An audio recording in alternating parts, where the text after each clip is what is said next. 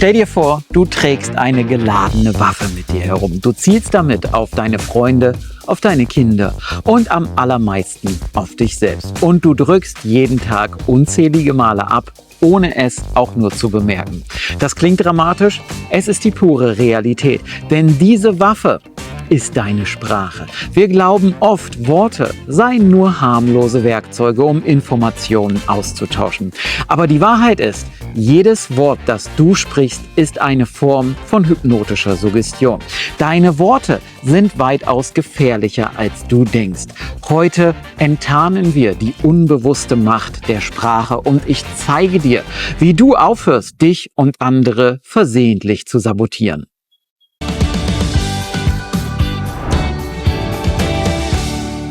Moin und willkommen zurück. Ich bin Stine Nielsmosche, Hypnosetherapeut und Hypnoseausbilder. Wir Menschen sind eine faszinierende Spezies.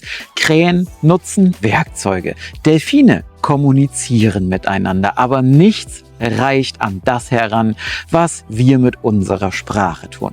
Wir geben nicht einfach nur Signale ab. Wir erschaffen mit Worten komplette Realitäten.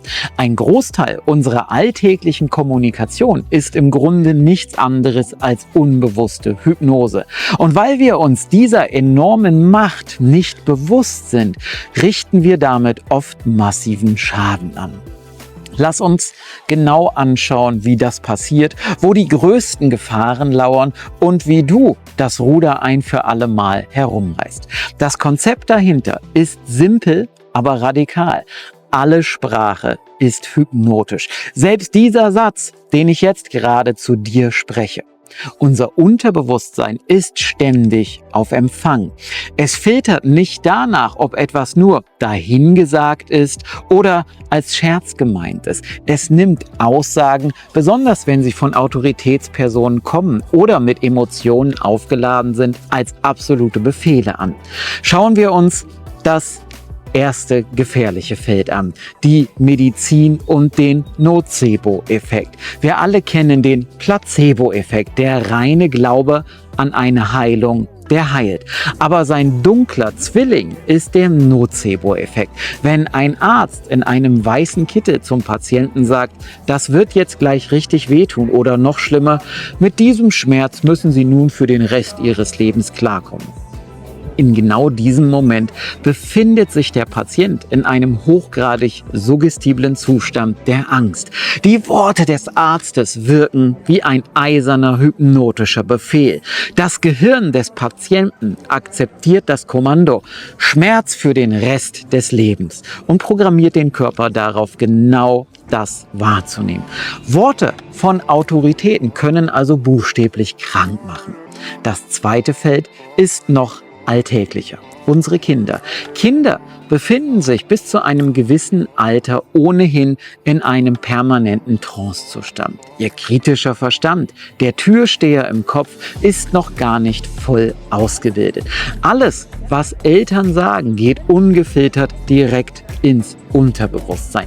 Wenn ein Kind ein Glas Wasser umstößt und ein Elternteil genervt ruft, du bist aber auch immer tollpatschig, dann ist das keine harmlose Randbemerkung. Das ist eine Identitätssuggestion. Das Kind denkt nicht rational.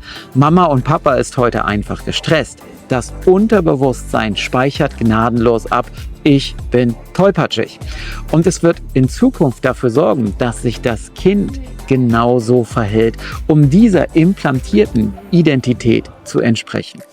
Wir programmieren das Selbstbild unserer Kinder mit den Etiketten, die wir ihnen unbedacht aufkleben. Und das dritte und vielleicht gefährlichste Feld bist du selbst. Dein eigener, dein innerer Dialog.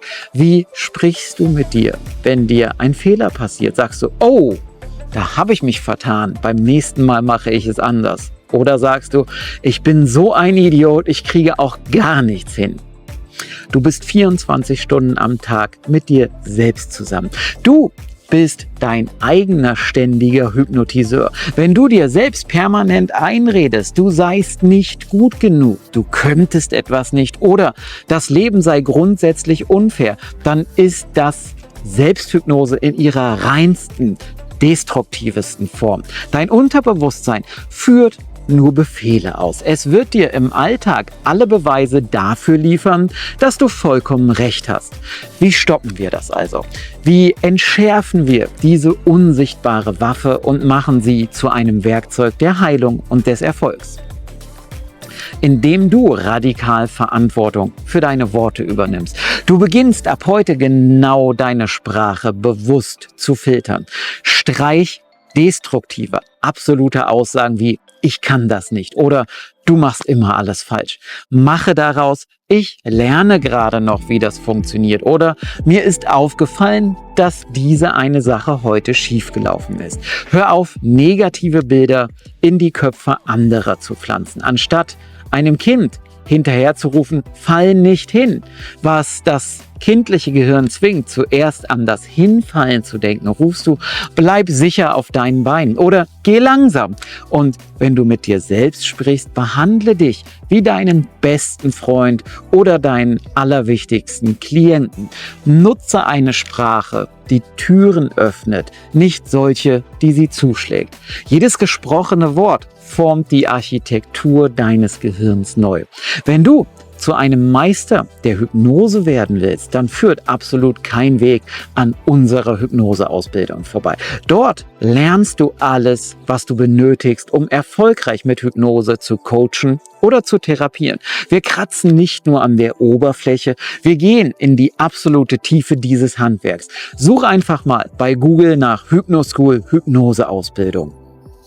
Worte sind niemals neutral. Sie sind der Pinsel, mit dem wir jeden Tag unsere Realität und die unserer Mitmenschen malen. Wenn du verstehst, dass deine alltägliche Sprache stark hypnotisch wirkt, hast du die Wahl. Willst du ein unbewusster Saboteur sein oder ein bewusster Gestalter deines Lebens und des Lebens der Menschen um dich herum? Die Entscheidung darüber triffst du ganz allein mit dem nächsten Satz, den du aussprichst. Wie unglaublich schnell, machtvoll und präzise sich die Kraft dieser gezielten Suggestion einsetzen lässt, zeige ich dir in diesem Video hier. Hier kannst du mal sehen, wie ich eine Flugangst in kürzester Zeit mit Hypnose behandle. Klicke jetzt drauf, schau dir die Praxis an und entdecke, was wirklich möglich ist, wenn man Worte richtig einsetzt. Wir sehen uns gleich wieder, wenn du jetzt hier klickst.